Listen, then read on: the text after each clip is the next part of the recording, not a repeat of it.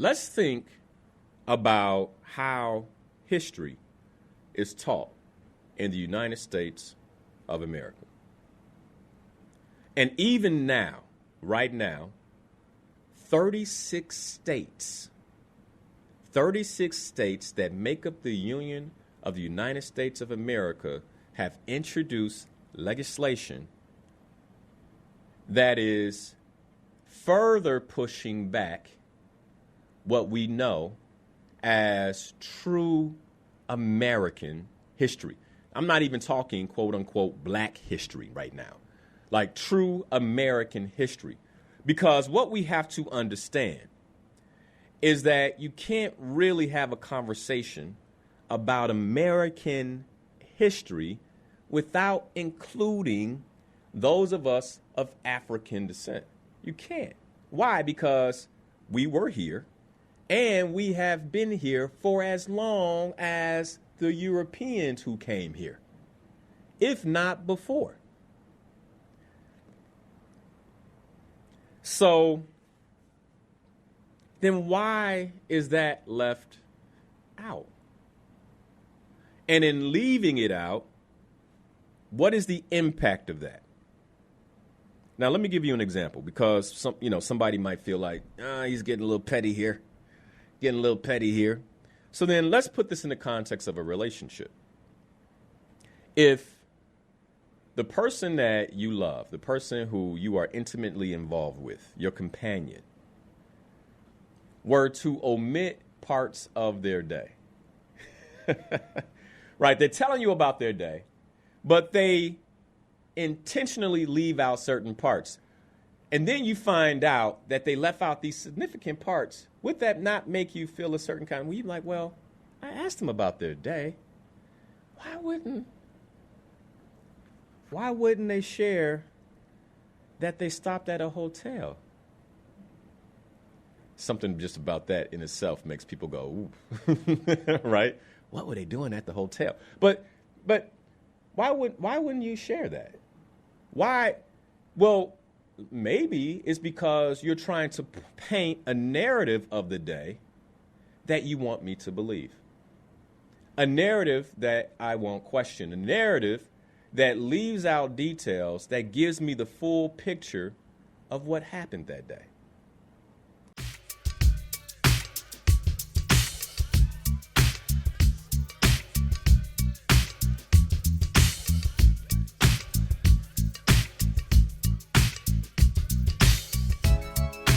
If you wanna be about it, come on, let's talk about it. Change up the things you see, open your mind to possibilities. Find your power, passion, and your purpose. You know it's time for you to walk in greatness. Let's murder mediocrity. Slay your goals, live out your dreams.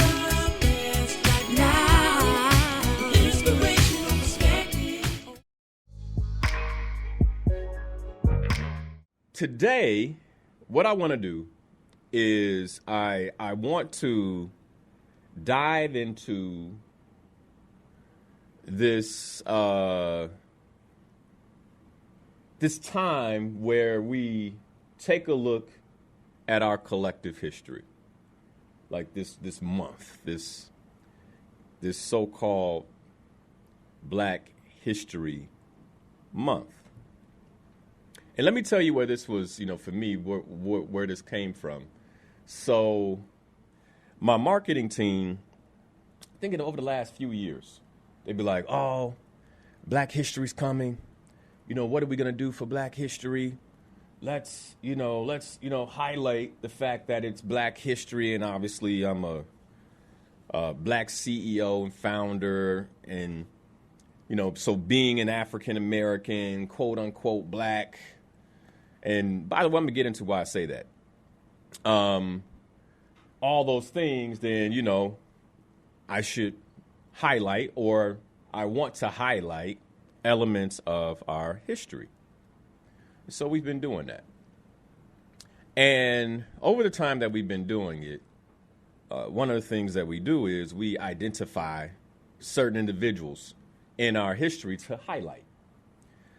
And in going through and highlighting these individuals, what I find that's very interesting is how deep often I have to look to identify like who it is they really are, what it is they really truly did, among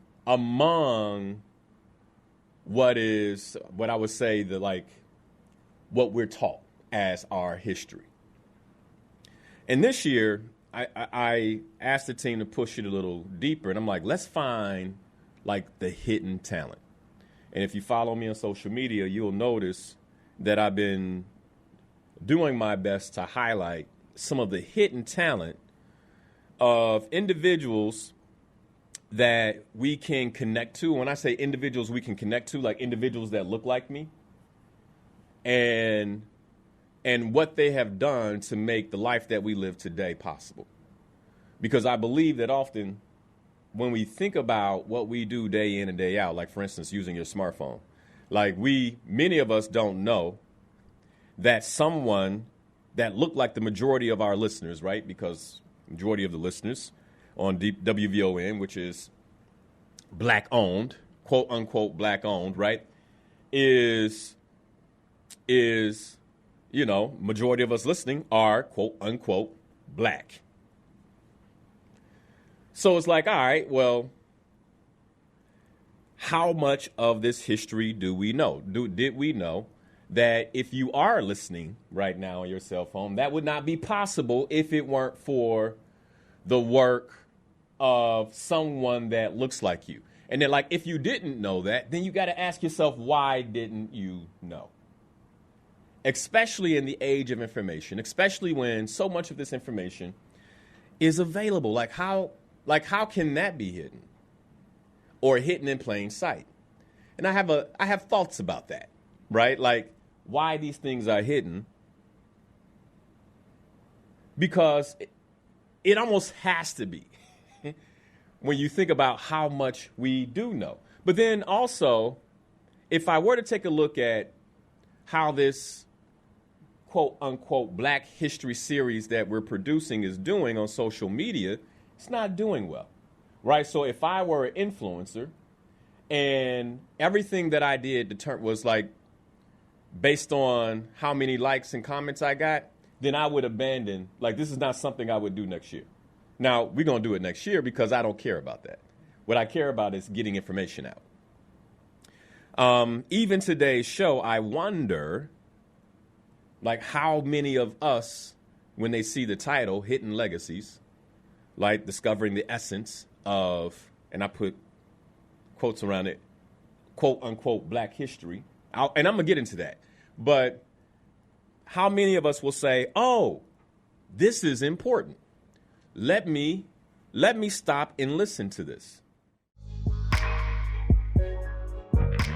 Let me put this in the context of how I opened the month. Because how I opened the month is I held a conversation about how we're being poisoned, if you all recall.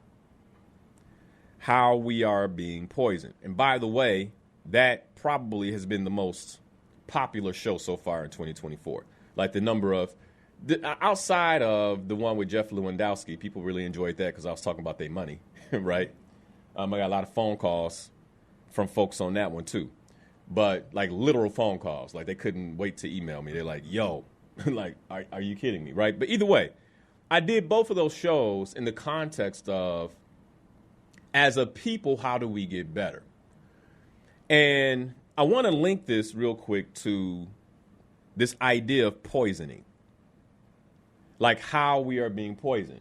So to open up the month, I spent an entire show where I listed out how we're being poisoned. If you missed the show, you have to go check it out. I believe it's going to hit YouTube this week on Friday. So it'll be premiering on YouTube. But if you don't want to wait for that, then you can go to facebook.com/Coach Linnell Harris and check out that particular show in its entirety. And if you didn't hear it, I was like, that's a show you have to hear. Like, because I talk about literally how we're being poisoned with our everyday items.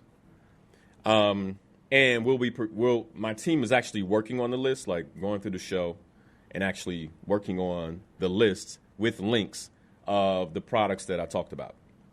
And if you want to get on my email list so you receive that when it comes out, then go to LynnellHarris.com and just, join one of those lists. You can join one of those lists by downloading something for free, anything like that. Okay, so in the context of how we're being poisoned, that was how we are physically poisoned. That show was about how we are physically poisoned. But I need for us to understand that we live in a multidimensional world. And so if we believe that those who do not want to see us be successful, if we believe they would stop at physical poisoning, then we are mistaken. It does not stop at the poisoning of the physical body. It also there's an effort to poison the mind, and there's an effort to poison us spiritually. So somebody right now who's joined is like, what does this have to do with Black history? Like, for real, like, just give me a moment to set this up, okay? Because it all matters. All right, so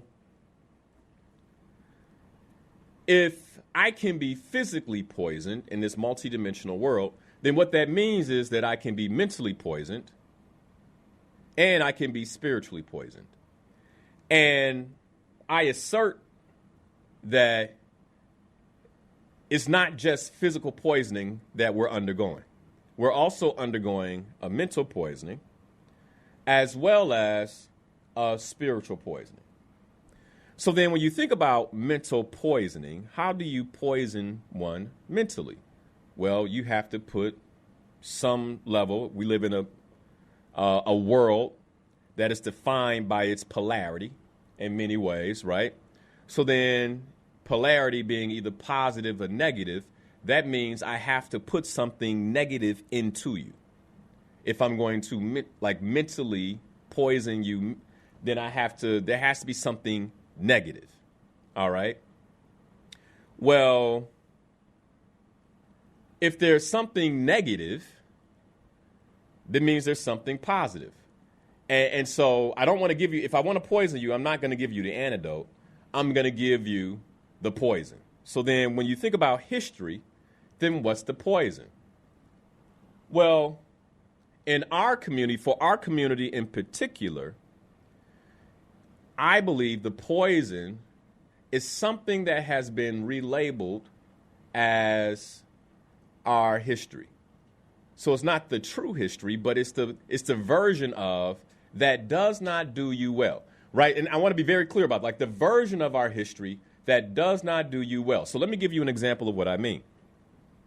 I can recall in the 4th grade, for the first time if I had social studies before that, I wasn't paying attention.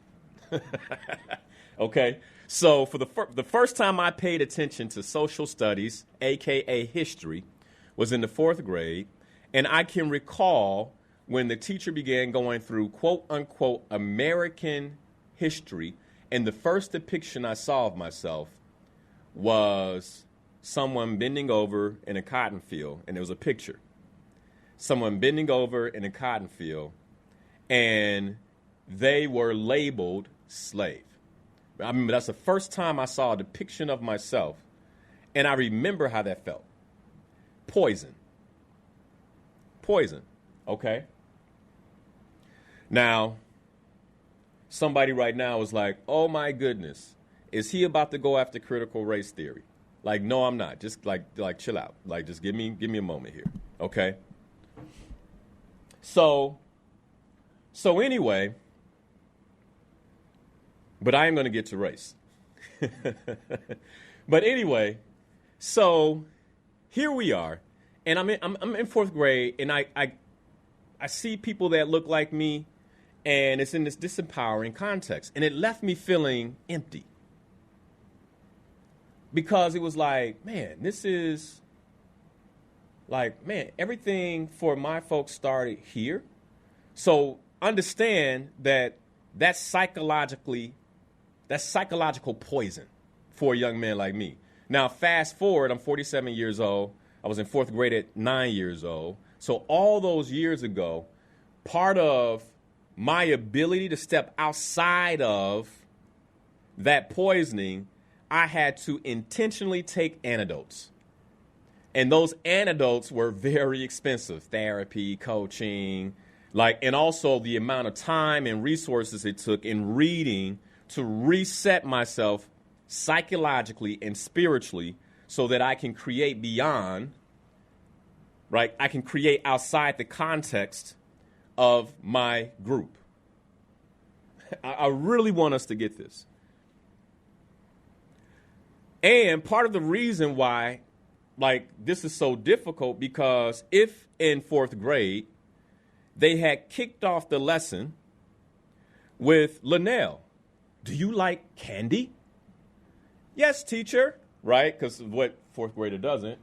Did you know that the reason you can eat candy is because of a man named Norbert Rillilu, who invented a pan that made refined white sugar possible, and he looks like you? You see the difference? You see the difference in that? Right? And it's like, oh, wow. Do you like nice shoes? Yes, teacher, I do. Did you know the reason that we all wear shoes is because of a man named Jan Ernst Metzeliger? I might have messed his name up. Metzeliger.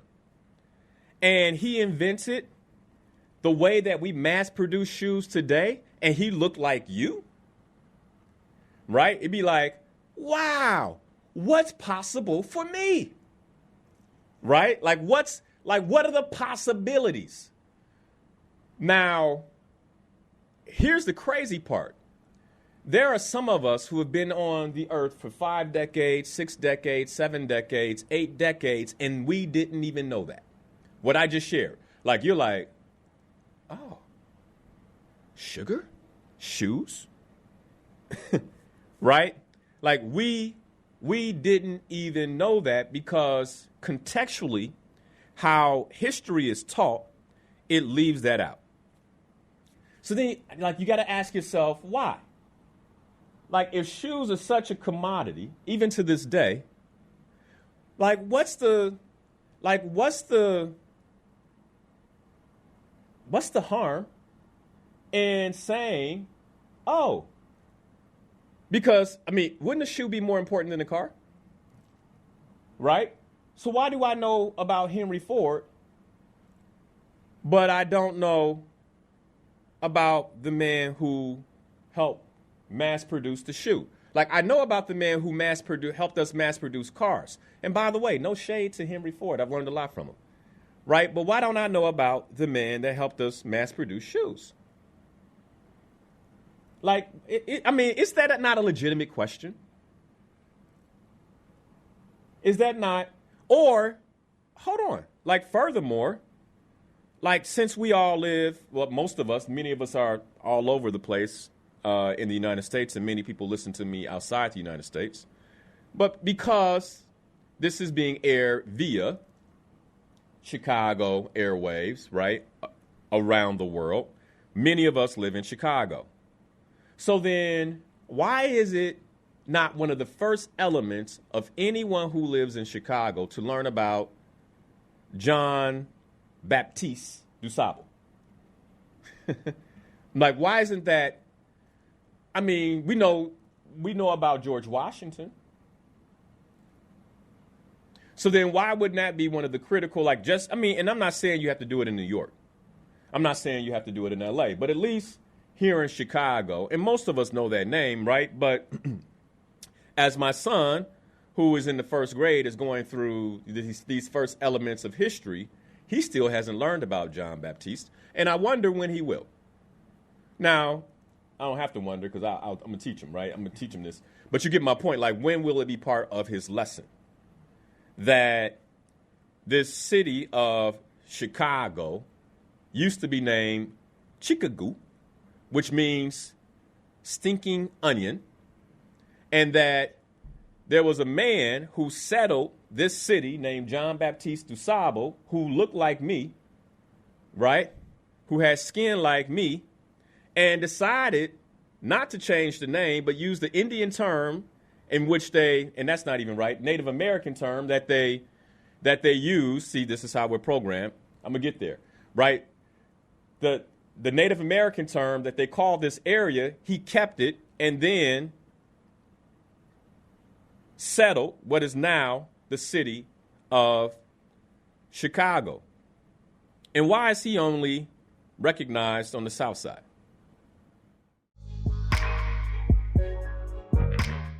The conversation I want to have today is one of not just uncovering our hidden talents, but also getting curious about why it's hidden in the first place.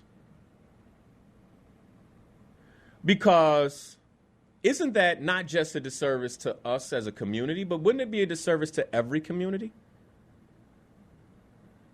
To better understand the contributions that we have all collectively made. And if every one of us, based on our labels, and when I say our labels, the labels that we use, right, that let's be clear, have been created, like these are man-made constructs. The idea of white and black is a man-made construct, right? So, but in all of that, if we come from that, this man-made construct of race, white and black, then why don't we talk about the accomplishments of everyone? Because if we want everyone to get along, then wouldn't it be good for us to understand, like, the importance that all of us have in coming together as a united nation, United States of America? Like, wouldn't that be a good thing? And then, but by the way, what are the consequences of that?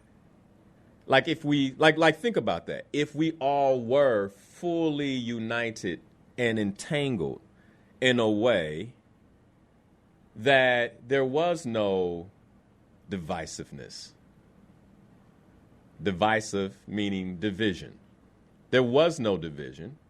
And I appreciated you no matter what you look like, because I understand the contributions that you make to my well-being.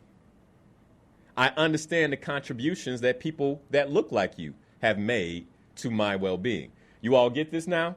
So if everybody understood the contributions that we all were collectively making to each other's well-being, then it becomes very difficult for me to hate my quote-unquote white brother or in some way have ill feelings to him. And in contrast, it'd be difficult for the white brother to hate or in some way feel a certain way about the black brother. And isn't it interesting how quickly we can unite on certain things when we both feel the pain of that, i.e. immigration? Okay, so as you can see, I have questions that I really want us to get under in today's show. So there's a quote that says, history is a fable that has been agreed upon. There are others of us who actually break down the etymology of the word history, and we say his story. And I think it's fair to say that most of us understand his story, meaning that I understand the story that I've been told that's not about me. But then the question is, do I understand the story, the true story about me, of people that look like me?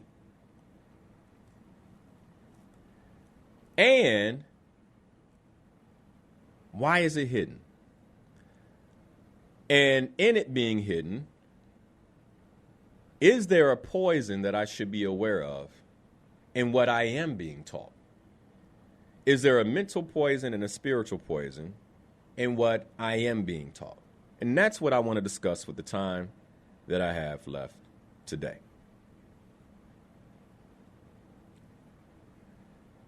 So let's think about how history is taught in the United States of America. And even now, right now, 36 states that make up the Union of the United States of America have introduced legislation that is further pushing back what we know as true American history. I'm not even talking, quote unquote, black history right now, like true American history.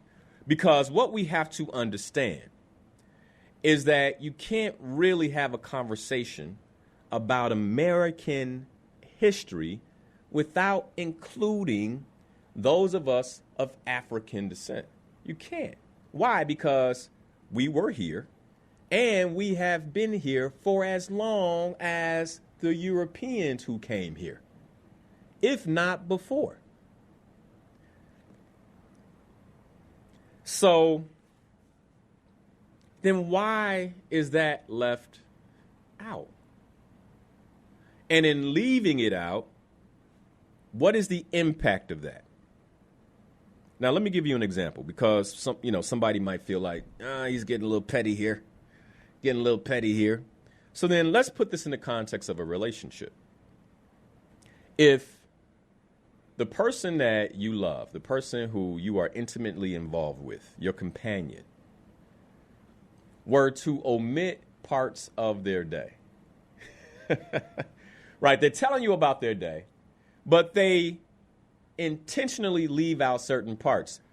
And then you find out that they left out these significant parts. Would that not make you feel a certain kind of way? You're like, well, I asked them about their day. Why wouldn't they share that they stopped at a hotel? Something just about that in itself makes people go, ooh, right? What were they doing at the hotel? But why wouldn't you share that? Why? Well, maybe it's because you're trying to paint a narrative of the day that you want me to believe. A narrative that I won't question. A narrative that leaves out details that gives me the full picture of what happened that day. Well, then, if it's left out in history, then that tells me you want me to absorb a particular narrative that's not true. And how I see anything that's not true is negative. If we live in a world where there's a law of polarity, either it has to be positive or it has to be negative. So then the omission of the truth I perceive as negative. So then, in saying so, what I would say is that as history is taught in the United States of America right now, it has a negative impact on our society. I don't care what color you associate with. It has a negative impact on our society as a whole. So then why is it taught that way? Is there an agenda that likely we're not aware of in terms of why it's taught that way? And even why, when I put out a series on hidden talent, like it just, when I tell you one of them got no hits on Facebook, and I'm like, but people see my stuff. So then, like, is that, it makes you wonder, like, is that like, what happens with the algorithms? And are these forces still in place today? Let me give you an example of one. So I did this, this reel on Philip Emeagwali. Now, who is Philip Emeagwali? Philip Emeagwali was the man who is of a Nigerian accent, descent. So one of your cousins, Ade, who created the first supercomputer, right? Looked like us. Most of y'all don't know that name. right? Now, you do know the name of others who had a lot to do with computers, but there would be likely no internet if it weren't for Philip. And then get this, Philip dubbed himself like, well, you know, speeding up computers is what created process servers that actually allow the internet. So in some ways, I'm the father of the internet. And there was, in my research, a specific fight to strip him of that title. You can't be father of the internet? No, right? You created fast computers, sir. And we'll give you that, and we won't talk about it. Like, you gotta, and if you go to his Wikipedia page, they are clear to be sure that you know he had nothing to do with the internet. Well, how is that possible if he created, like, why can't you say, hey, because of, hey, look, we don't want to call him the father of the internet, but because of his invention, the internet is possible. Like, why can't we say that? So again, it has me wonder, like, well, then what is this underlying intentionality that many of us were not aware of? And what is the impact of that? Like, what is the impact of that? But then in order for us to understand the negative impact of that, then we have to in some way look at the positive impact if we all knew. So if we all knew, then if I'm a quote unquote white brother or sister, how might I look at upcoming black talent, especially if I'm a white teacher? How might I look at upcoming black talent if I knew that not just Philip Emeagwali made the internet possible, but that Eugene Jesse Russell is the reason we have a smartphone? And he looks like these little boys that I'm training. What are the possibilities that are available to these little boys if I, quote unquote, as a quote unquote white teacher, knew that about black men? Then how does that change my perception of black boys? Are y'all with me this morning? Like, I hope that this is making sense, because as I uncover what are the hidden talents of our people, I want us to understand why it is hidden. What is the danger of someone who goes into education who will eventually likely end up in the inner city knowing the history of the young people they will teach? Like, what's wrong with that? Or is what's right about that so alarming, so potentially dangerous, that there is an effort to ensure it does not happen? It does not happen.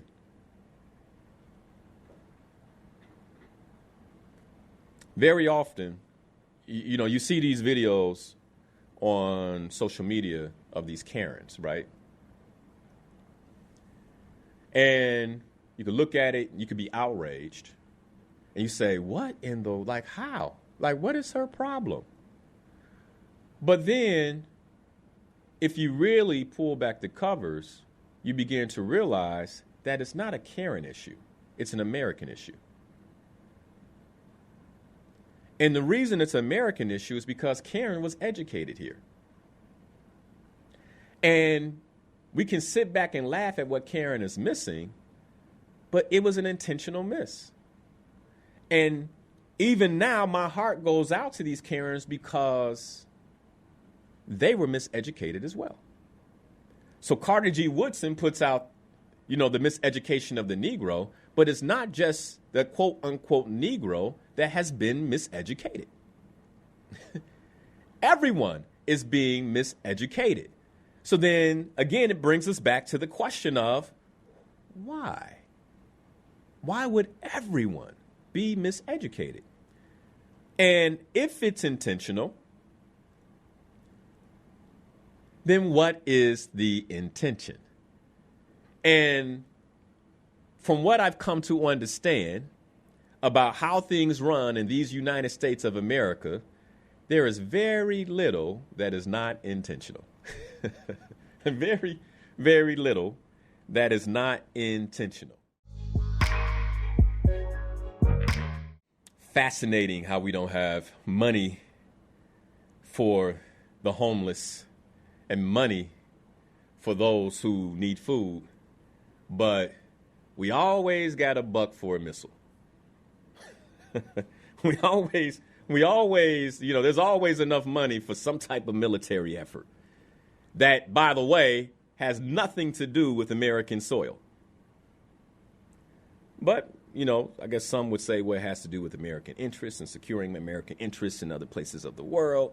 And if you want globalization to continue, Linnell, so you can get your Amazon packages at your door within 24 to 48 hours, then we do need to have these military bases and strategically placed in a way so that way we can continue making money. Because that's what it's about. All right, so then if it's about money, right, because that's what I deduce. Everything in the United States is about money. Then is it safe to say that if I have a negative narrative about myself, it will inhibit my ability to make this almighty dollar? Well, I think I can say that when I look at the financial well-being of the so-called black community. I think I can draw that conclusion. So then, is it safe to say that part of the reason African American, quote unquote, black history is hidden, because if it is hidden, then it has financial implications. So then maybe we need to understand how. How does a lack of historical understanding equate to financial standing? And why is it that the more I know about my people, the more money I make? And this is on the personal level, right? So you can't really say, no, that's not true for me. I'm just talking about me personally. The more I know about myself, the more I know about people that look like me, the more I understand their talents, then the wealthier I become. And I become wealthier because I see my own possibilities.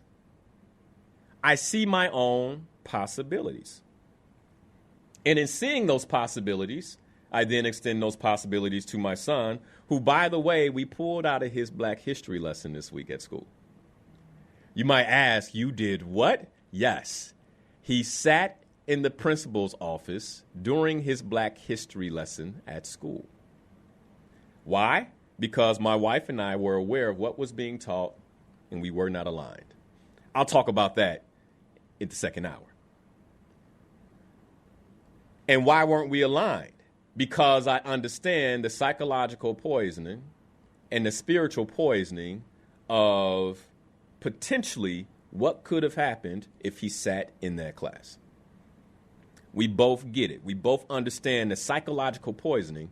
And so I would prefer that he not get any of it than for there to be some level of poison that seeps in.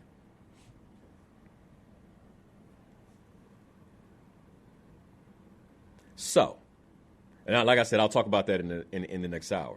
So in the next hour, here's what I like to do. I like to open with just sharing a whole lot of history that we don't know, that I believe a lot of us don't know. Like, and I'm just going to kind of go back to back, like, bow, bow. I'm just going to hit it, right? Like all this history that we don't know. And then after I do that, I want to pose the question, like, so then if this is so available, like, why don't we know it? And then what are the implications of not knowing? But even further, what are the implications of these labels that we use on history in the first place? Because why can't it all just be American history. And I know that's making somebody mad because they're like, because we need black history. But then, are you a proponent of the version that's being taught now? And would we all agree that there's a difference between black history, slave history, civil rights history, Jim Crow history? Like, isn't there a difference?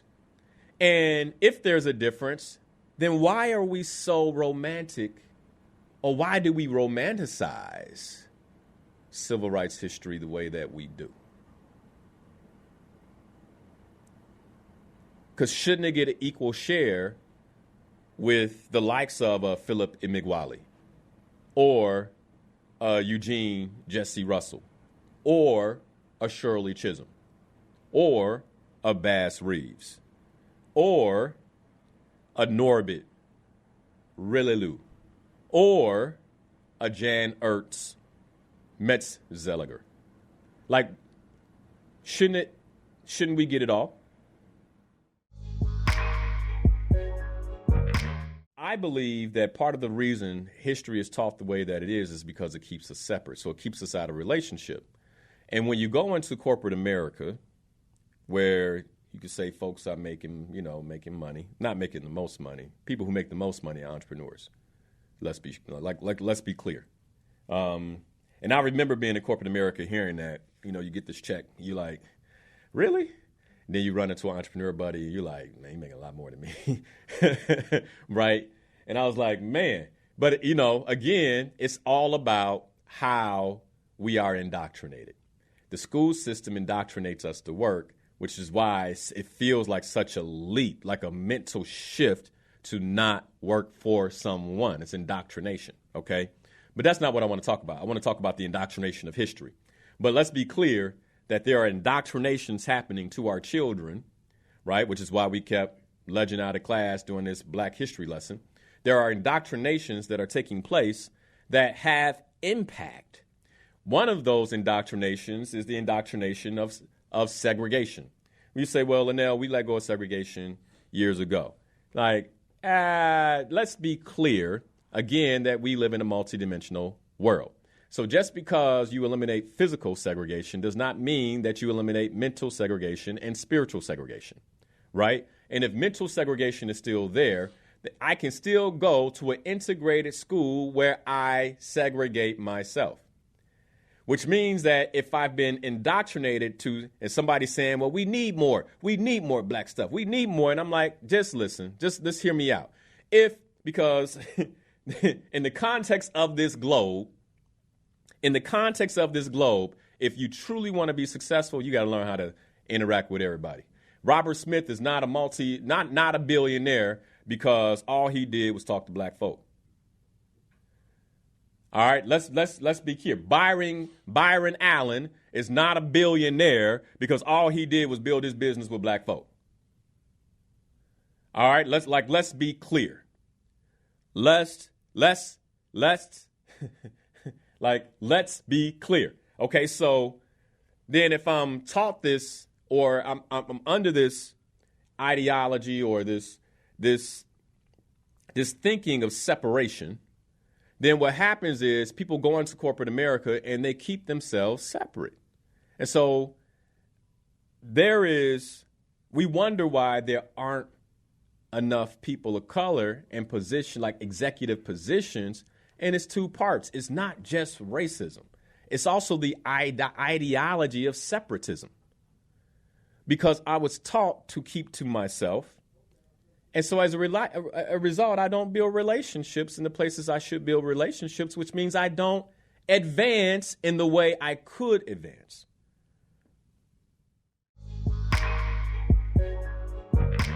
Jim Beckworth, you know that name? Jim Beckworth was a man of African descent that was key in the expansion of the United States into the West. Like, this man had a relationship with Native Americans that actually allowed for individuals to make their trek west safely because of the relationship he had built with Native American chiefs. And that relationship was so influential, they made him an honorary chief. Quote, unquote, black man. Never heard of him. By the way, if you're driving, did you know that the stoplight was created by someone of African descent as well? Somebody's getting mad. They're like, why is he not saying black? It's like tomato, tomato. Is it different? Maybe. We'll talk about it towards the end of the show.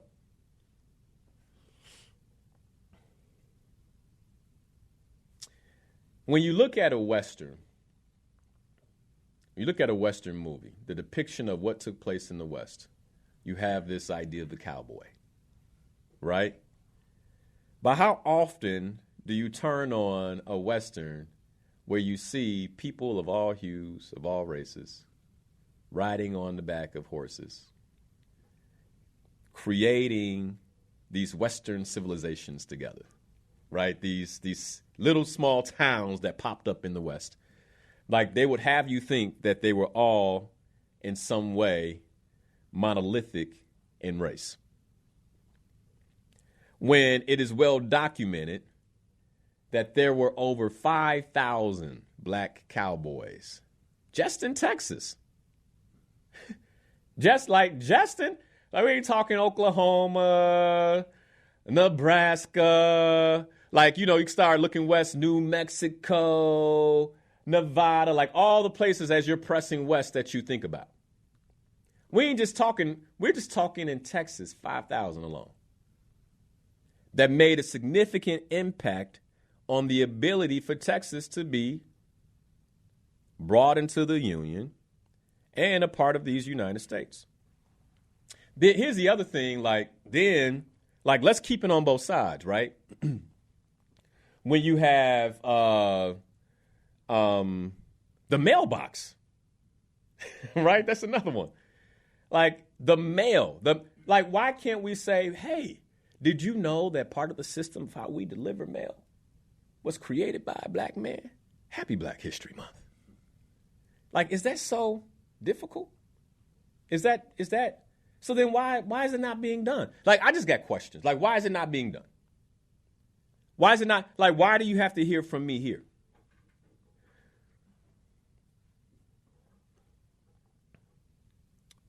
In most of the wars that the United States have fought, there were, quote unquote, black soldiers who were in the middle of critical battles. Do you know their names? See, because again, if this narrative is taught, then maybe how I look at the person next to me, despite his skin color, I say, well, I know a brother fought with somebody that looks like you, and we were successful. How can we partner and be successful? If that brother trusted you and you had a rifle and a bayonet, and he was willing to run in front of you, maybe I can run in front of you without you stabbing me in my back. Maybe, just maybe. Maybe if we built a relationship, maybe if I got to know you, maybe if I went to work on Monday and I actually spent a little time getting to know someone who looked different from me, who had a different culture and background from me, like maybe I might learn something that I didn't know. Maybe it would make me better. Maybe it would make me better at my job. Maybe it would make them better at my job. Like, does it send shivers down your spine to know racism exists in hospitals? Like, doesn't that just make you go, whew? I don't care what color you are. Wouldn't you want everybody to be on the same team? Wouldn't you want the black doctor and the white nurse to be getting along if you happen to be in the bed? Wouldn't you want that white nurse to actually be listening to the black doctor who got the education and not questioning about your about your particular health? Wouldn't you want everybody to be on the same page? Wouldn't you want them to be asking each other questions and have a good relationship? Isn't that something that you would want? You might say, well, I wouldn't have a black doctor, Linnell, because I'm a white man listening right now. And I would say, but what if you were in a car accident and you had to go to the ER? Like, you don't get to choose. You don't get to choose. And no matter who's on the team, wouldn't you want that team to be like fully integrated and connected and in relationship with one another? Wouldn't you want them breaking bread at each other's house and spending time with one another? I know I would. I want y'all, if you're going to operate on me, I want y'all all to be at the same barbecue the night before. You know what I'm saying? If y'all were drinking, I want you to be drinking together. If you're going to be doing something on me together. Like, wouldn't you want that? Wouldn't you just want that? Like, what's the problem with that? Why is it not happening?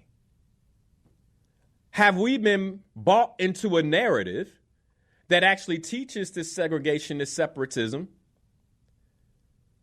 And as a result, we're playing out something that has been intentionally designed. What about Deadwood Dick? Crazy name for a brother. But why is it that we know all about Billy the Kid and Jesse James, but we don't know about him? But according to history, this brother ran tight with these outlaws.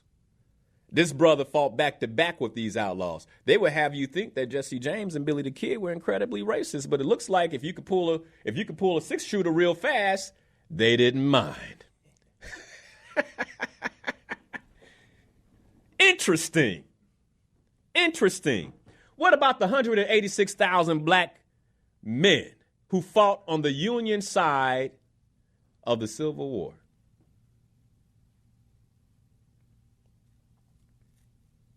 What about the 35,000 that died? What about them? What about the 4 black regiments that made it to the top of San Juan Hill during the Spanish-American War, but all we know about is Theodore Roosevelt's division, the Rough Riders. Like, we know about the Rough Riders. Some black folks has even named themselves after the Rough Riders.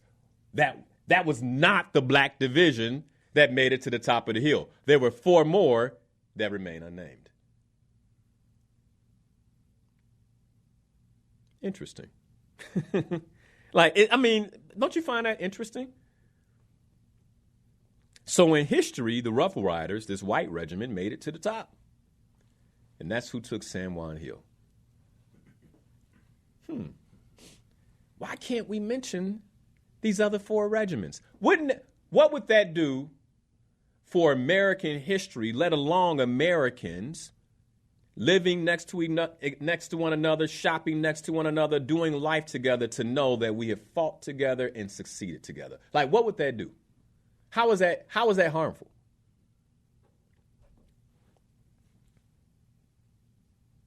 The first man to the North Pole was a black man named Matthew Henson. Linnell, stop it. That's not in my... Yeah, Admiral Perry. Admiral Perry. He was Admiral Perry's navigator. Admiral Perry couldn't have done it without him. Why don't we talk about that? Wouldn't that be a phenomenal leadership lesson? How many leaders of businesses, whether entrepreneurial or in corporate America, have a distrust for people who don't look like them, that can learn from the lesson of Admiral Perry, who went into the unknown led by a man of color, a black man? Like, actually put his limbs on the line because of the trust he had in that relationship and his skills. When I say limbs, like, yeah, because your limbs will freeze off if you get lost in the North Pole. I mean, you're going to freeze. You're in the Arctic. I mean, what if that story was told and taught holistically that way? We wonder why race relationships in the United States of America are this way. And I would say they are this way because we have to have a Black History Month. And in that Black History Month, we don't even really talk about the fullness of Black history.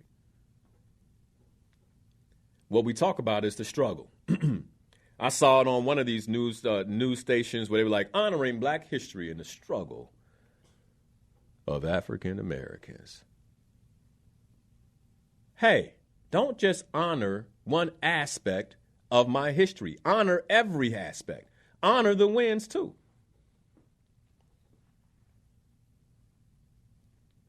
What about Daniel Hale Williams? Why don't we know that name? Especially in medicine, where this is the first man to successfully perform an open heart surgery. The first man to perform an open heart surgery, and then you got to wonder, in the context of race, how many of us, white or black, if he showed up, would have been like, he gonna operate on me? Because of what we've been taught to think about skin color, which has nothing to do with the true essence of a man or woman. It has nothing to do with the true essence, because when you go to essence, essence is spiritual. And it has nothing to do with the true essence of a human being.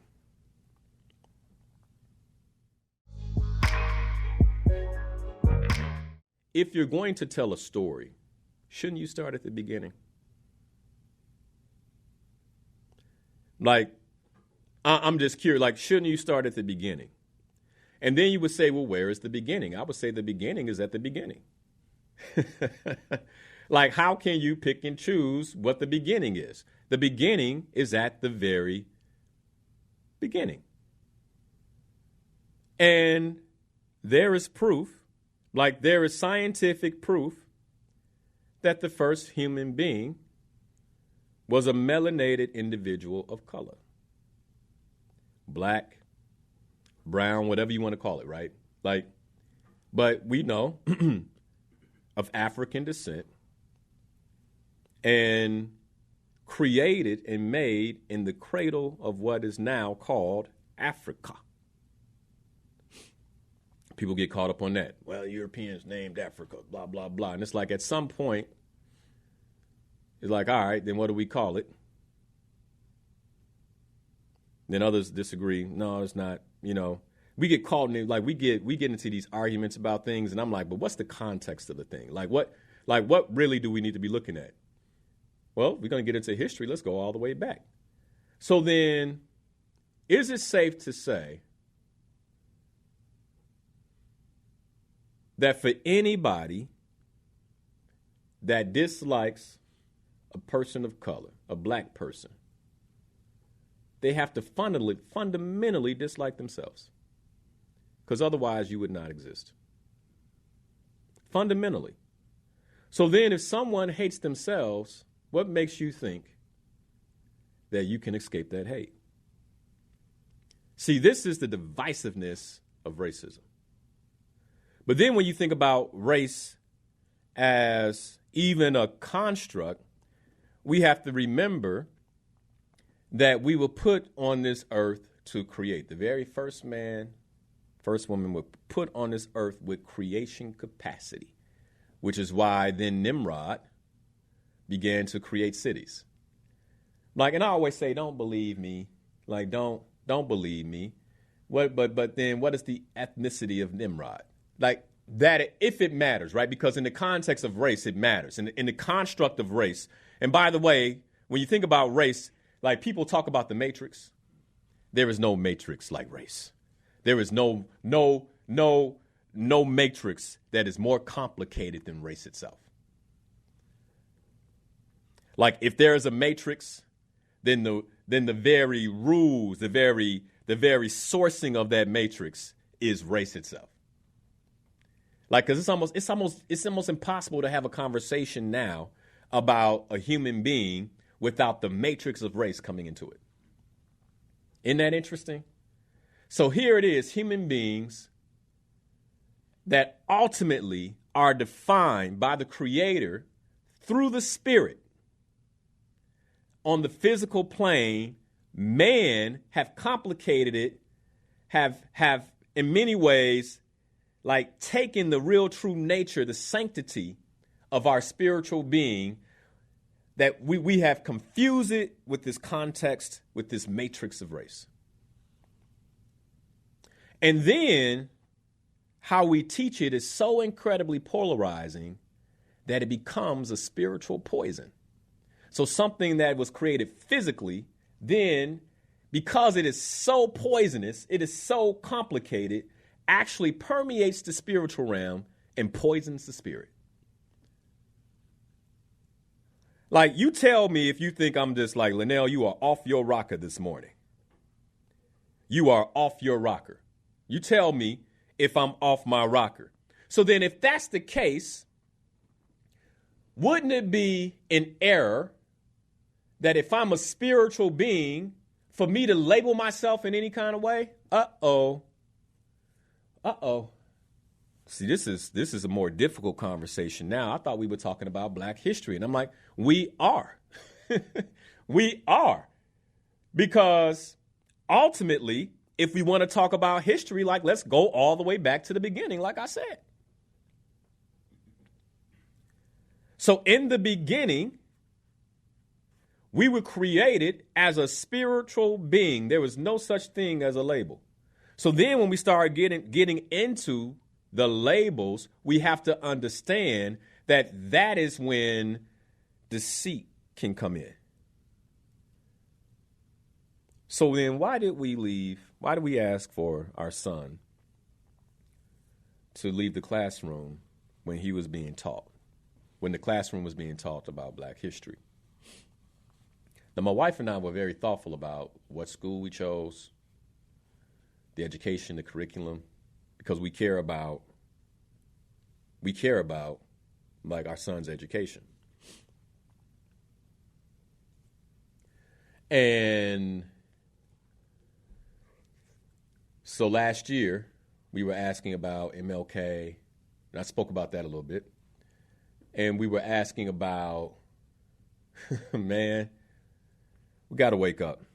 We've got to wake up. Like, it is fascinating to me how even the life of Martin Luther King has been, in many ways, monetized. Like the story of Dr. Martin Luther King Jr. has been monetized for financial gain. It's like when I was doing research for my son for that, it was like, it blew my mind. It blew my mind. That's a whole nother conversation. But so we asked about Dr. Martin Luther King. We asked about Black history, and so they gave us the curriculum. And not to go too far into it, but what the school had chosen for Black history was civil rights history. So the decision was to teach first graders what I believe is a polarizing civil rights story. And let me be clear about something. It should be taught. Timing is everything. Right? So I want to be very clear. Somebody like, is he saying that you shouldn't teach? Absolutely. But timing is everything. How is it that the first lesson on Black history that's taught to a group of children, and I'm not trying to make anybody wrong, because I know there are people who have gone through great lengths to educate themselves and do what they think is best. We have to remember in the context of their education, though, right? And we've already pointed to the fact that American history, as it's taught today, is a history of omission. And if it's a history of omission, we've identified then it has negative impacts, right? So even if you have the purest intent, when you're teaching something that has negative impacts, it has negative impacts. Like, you can't, all right? I can't take a cup of water and pour dirt in it and say, oh, the water's still clean. If it's negative, it turns the water negative. All right? So that's the problem. All right? A history of omission is negative history. And so no matter how you teach that history, it has negative impacts. I need for us to get this. Those of you who have children, I need for you to really understand this. I need for you on Black History Month to be digging in with your child about what they're learning, because this could be, in some ways, what you think is helping them could be inhibiting them, psychologically and spiritually. So they're teaching the story about civil rights, about one of the I would say, heroes of civil rights. Like, let's be clear. She's a hero who went through a great deal of trauma. But why is that the first lesson? Why are we talking about something traumatic in terms of Black history when, to open the hour, I talked about all of these uplifting stories? Why is that what's chosen? And then here's the thing, right? Because we've been in conversation, emails back and forth, conversations, etc. And then what happens is when you say, well, teach this, it's like, well,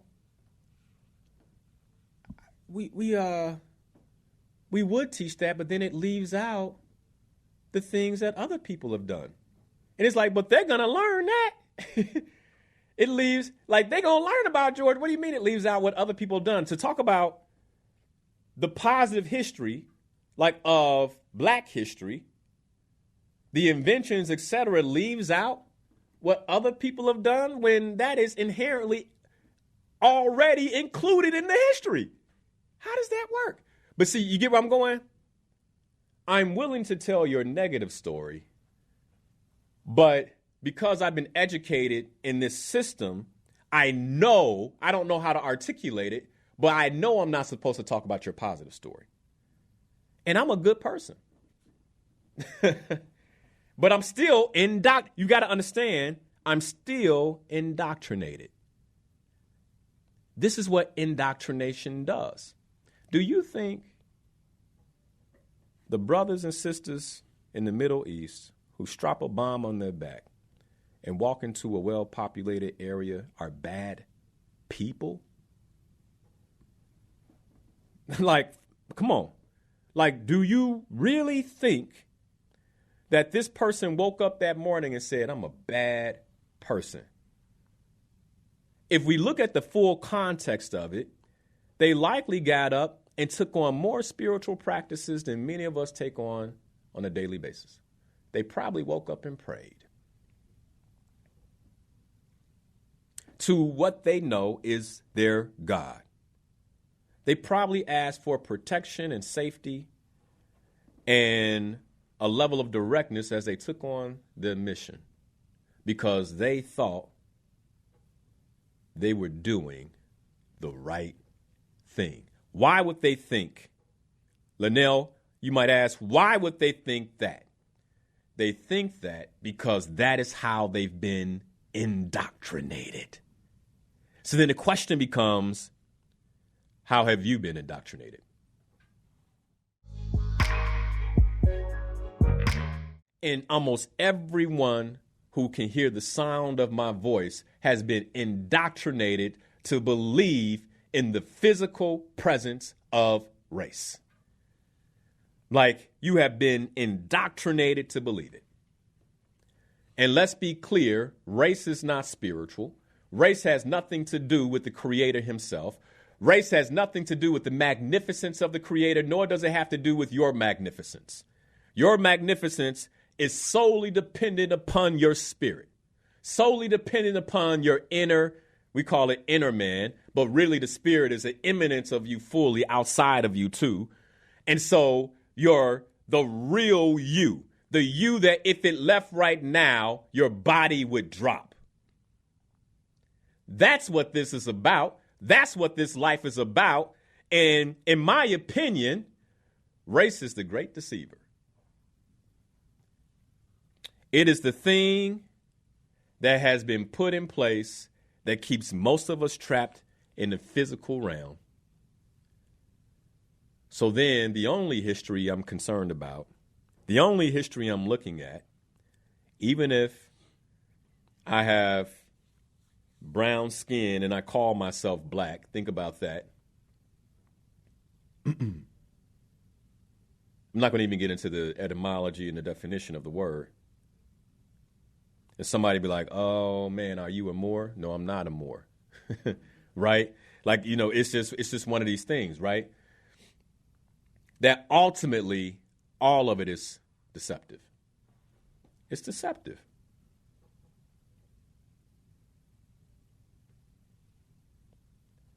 Well, Linnell, why would you teach this on Black History Month? Like, you couldn't wait and teach this another time. Like, why are you bringing this up now?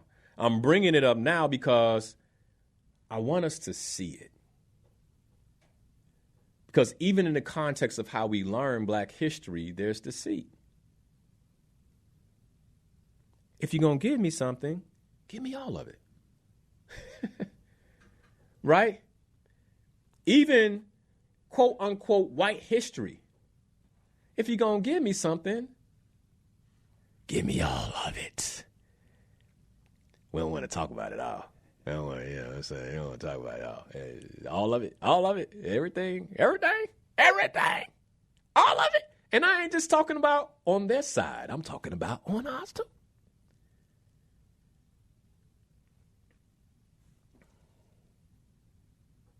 So then it had me thinking,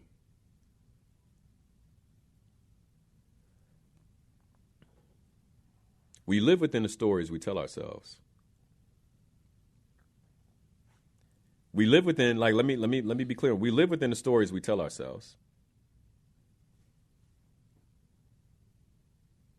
We live in a story we tell ourselves, and what is the role or the narrative of being Black? If we live within the stories we tell ourselves, I just want you to ask yourself this question of the coming week as we close out this month. If we live within the stories we tell ourselves, then what is the role in the narrative of being Black in America? What is the role in the narrative of being Black in Africa? What is the role in the narrative of being Black?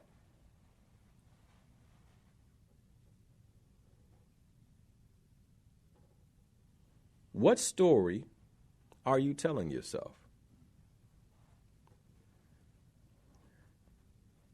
You know, the thing that makes me the saddest is that there are many of you all who are listening to me right now who, because of your skin color, you have placed limitations on what you can create. You've created limitations on possibilities of your life. And many of us won't admit it because the story goes undistinguished. We won't admit it. But then it comes back to this whole point of indoctrination. You've been indoctrinated that way. You've been indoctrinated that way. So you've been indoctrinated to limit yourself. Because in essence, really, if we want to create labels, the most powerful label you can go by is a child of God.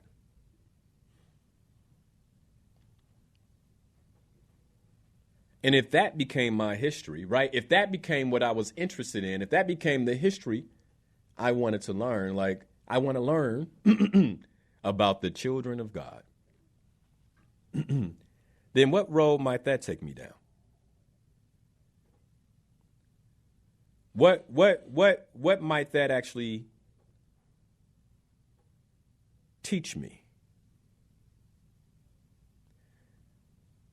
And if we use these labels and descriptions for groups like Black and white, you ever wonder why we don't call people yellow? We did say red at one time, right? But then why is red derogatory, but white and Black not?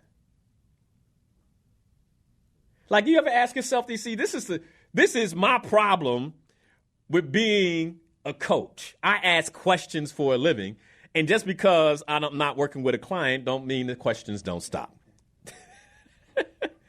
It don't mean the questions don't stop. So if we use these labels and descriptions for groups, you're Black, she's white, right? Could we also say then that there's a such thing as a first man and a second man? Oh, I don't like that, Linnell. I don't know if I like that. But don't both have positive and negative connotations? I mean, isn't the reason we have to say Black is beautiful is because otherwise you would think something else. So then if we said first and second, maybe they could say second is lovely. I don't know. Second is still a winner. I don't know. Like, you get where I'm going? So if we went around and labeled ourselves, I'm part of the first man. I have the genealogy of the first man. You have the genealogy of the second man. Well, that's disempowering. And I'm just sharing it so we understand how the context of superiority flip-flops and how the story and the context change with a label. I hope we're getting this. Both, and here's the thing. You cannot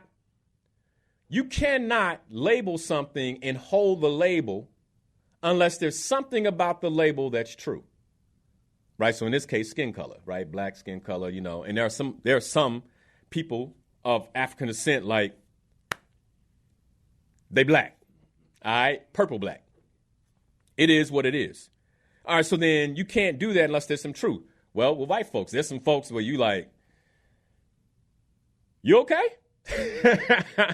Right? That's how pale they are, right? You all right? Okay. So there's some truth to it. The same way there's truth to first and second man. There's a first man, there's a second man. I would rather think that the first man was Adam, the second man was the son he bore. Right? Like think of it that way. But see, there's a way that we can label that's disempowering. So both hold truth, and both are equally divisive. You see what they do? They separate.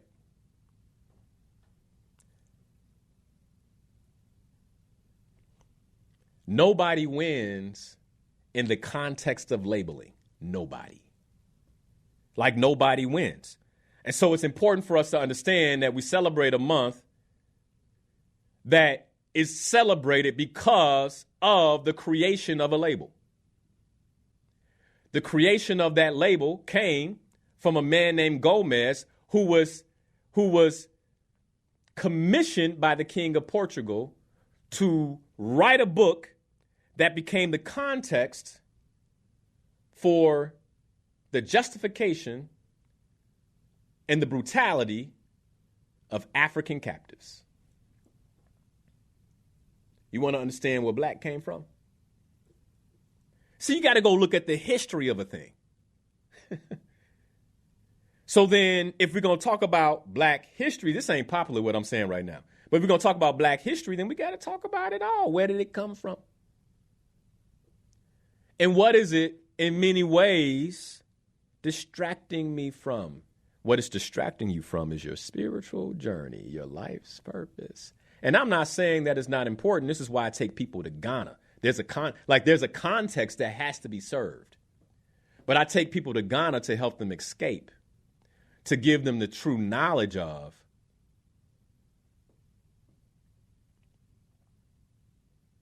So then, if nobody wins in the context of labeling, then let's get altitude outside the context and choose from a new place. So if I'm going to choose, and by the way, in coaching, people get trapped in these contexts, the context of what's right and what's wrong, the context of agreeing or disagreeing, the context of what's enough or not enough, the context of what it means to perform or not perform. Like, all these are boxes that trap you.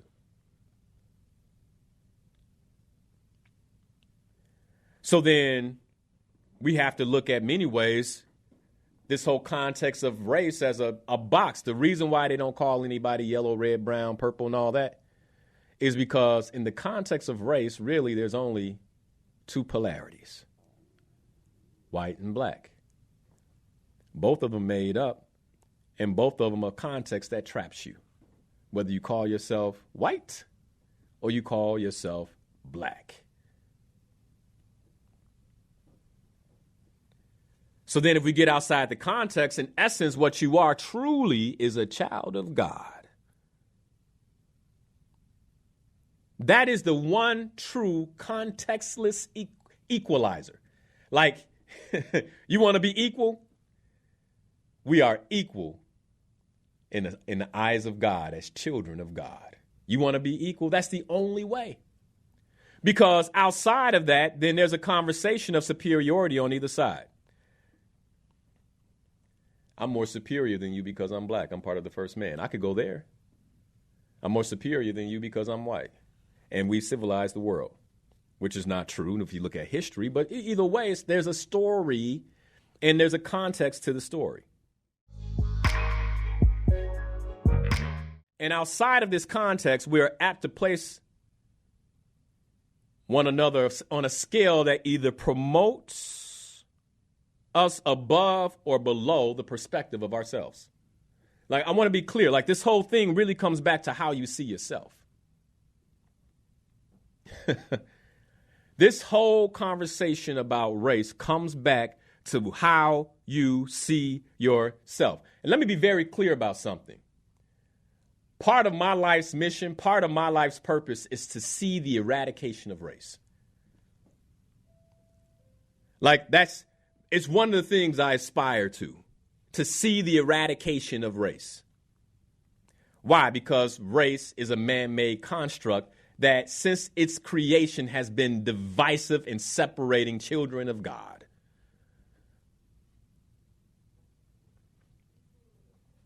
Let me give you an example of what I mean. Powerful way to close the show. I hope this is making sense to you. I hope this is making sense to you, okay?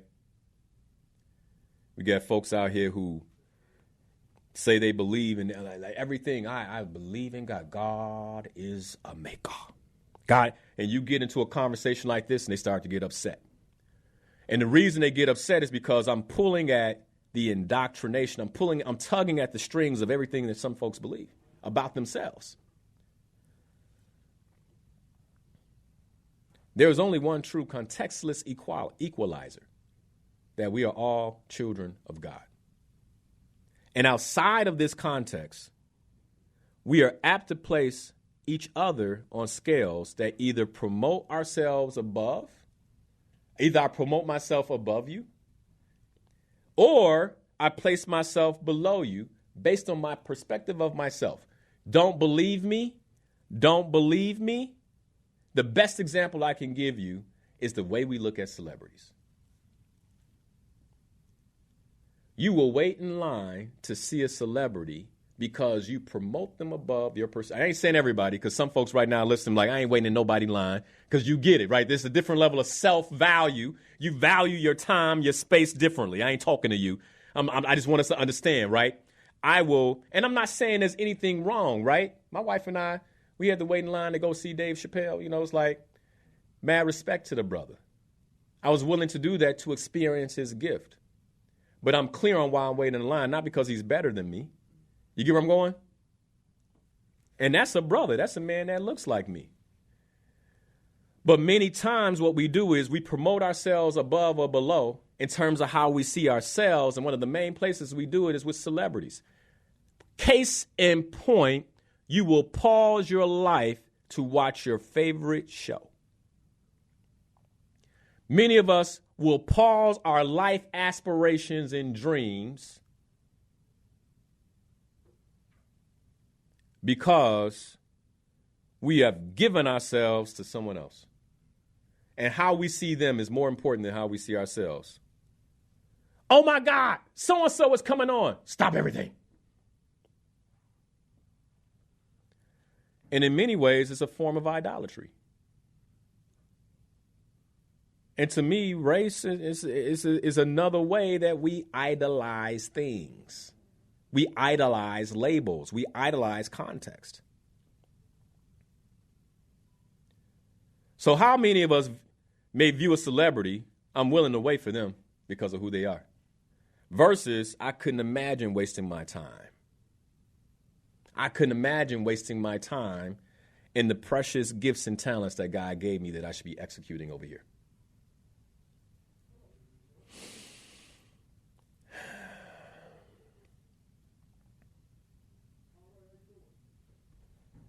How did we get here? Full circle. The last 7 minutes, let me explain. Just in case somebody just tuned in. Like, this don't match the description of the show. This don't match the description of the show. See, my question was, well, if we're going to speak about Black history, why don't we tell it all? I just answered the question with the last part.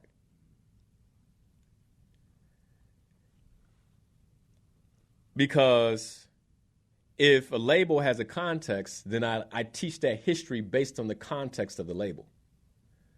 So I'm only going to talk about the negative, the struggle, the slavery, the captivity. And then the positive, well, it doesn't fit the label, so I leave it out.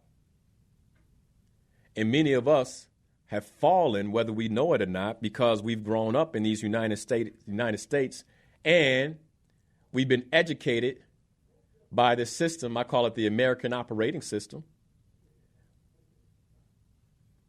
So then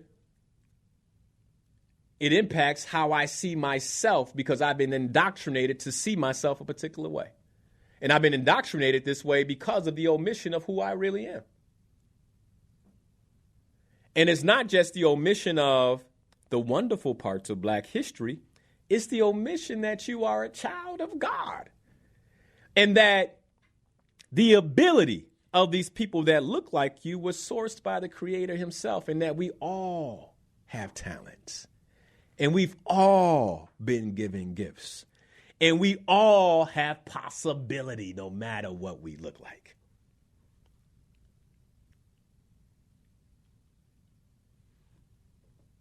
Isn't that what it gets down to? So then if I'm a member of the all, that means that everything is available to me. Everything. There's nothing that can be withheld from me. Which means I too can be president of the United States. You get where I'm going? Like now, I don't even have to have the conversation. Oh, you could do this too, really? Right? It's like, well, of course I could. So then if I'm teaching my child this way, of course you can do anything. You are a child of God. You have been given dominion in the earth realm. And that dominion is not supposed to be over people. Whenever we do that, it's fear-based. It's because I'm scared of something. Why are you scared of me?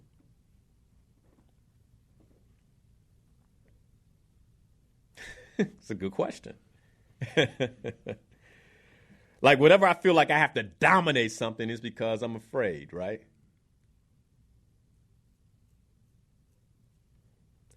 So this game of superiority hurts everybody.